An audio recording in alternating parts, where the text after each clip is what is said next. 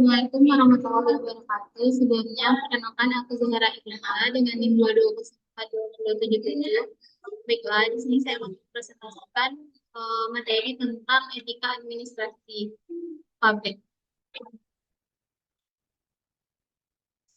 Di mana di sini ada bagian dua tema. Yang pertama yaitu manfaat etika administrasi negara dan yang kedua yaitu keterkaitan etika dan proses pembangunan.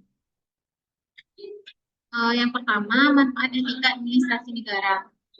Etika administrasi negara. Etika administrasi negara merupakan bagian dari etika khusus yang memberikan pedoman bagi para administrator yang terikat dalam sebuah organisasi publik dalam melaksanakan tugas dan kewajibannya demi kepentingan umum atau publik.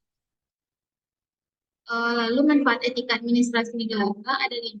Yang pertama yaitu bisa sebagai pedoman dan acuan dalam menjalankan tugas dan kewenangan. Yang kedua yaitu sebagai standar penilaian untuk menilai apakah tindakan birokrasi publik baik atau buruk. Yang kedua, membantu administrator publik menjadi lebih kompetitif dan bertanggung jawab.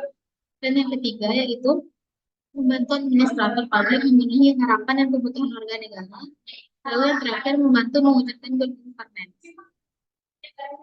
Selanjutnya, subtema yang kedua yaitu keterkaitan etika dalam proses pembangunan.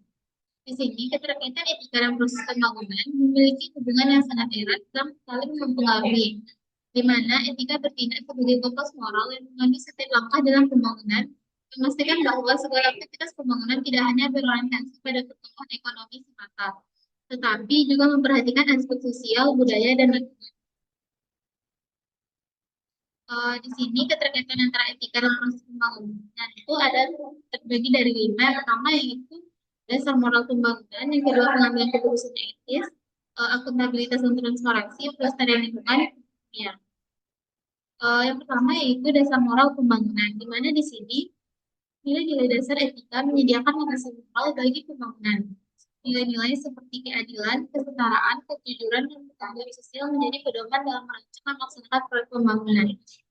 Lalu di sini tujuan pembangunannya itu etika membantu menentukan tujuan akhir dari pembangunan, di mana pembangunan tidak hanya sekedar meningkatkan pertumbuhan ekonomi, tetapi juga bertujuan untuk meningkatkan kesejahteraan masyarakat secara keseluruhan. Yang kedua yaitu pengambilan keputusan yang etis. Pertimbangan yang komprehensif, di mana dalam pengambilan keputusan terkait pembangunan, etika mendorong untuk mempertimbangkan berbagai aspek termasuk dampak terhadap lingkungan, sosial, dan ekonomi jangka panjang. Mencegah tindakan yang merugikan, di mana di sini etika membantu mencegah tindakan yang merugikan masyarakat seperti korupsi, nepotisme, dan diskriminasi. Yang ketiga yaitu akuntabilitas dan transparansi. Di sini adalah tanggung jawab. Etika menuntut adanya akuntabilitas dari para pihak yang terlibat dalam proses pembangunan. Setiap keputusan dan tindakan harus dapat dipertanggungjawabkan kepada masyarakat. Lalu transparansi, di mana etika mendorong transparansi dalam pengelolaan sumber daya dan pelaksanaan proyek pembangunan. Masyarakat harus memiliki akses informasi yang lebih lengkap dan akurat. Yang keempat yaitu keadilan sosial. Di sini adanya distribusi yang merata.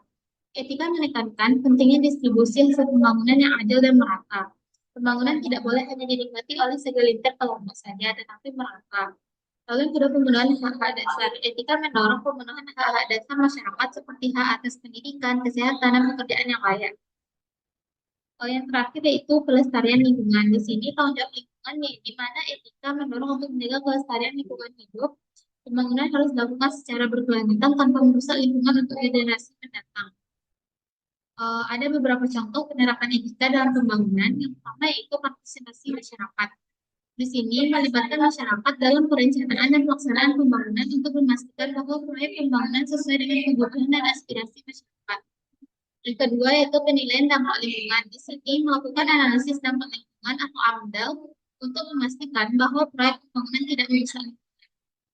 Yang ketiga yaitu pemberantasan korupsi, di mana di sini melaksanakan tindakan pencegahan dan pemberantasan korupsi untuk memastikan bahwa anggaran pembangunan digunakan secara efektif dan efisien. Sekian presentasi dari saya. Apabila ada kesalahan kata, wassalamualaikum warahmatullahi wabarakatuh.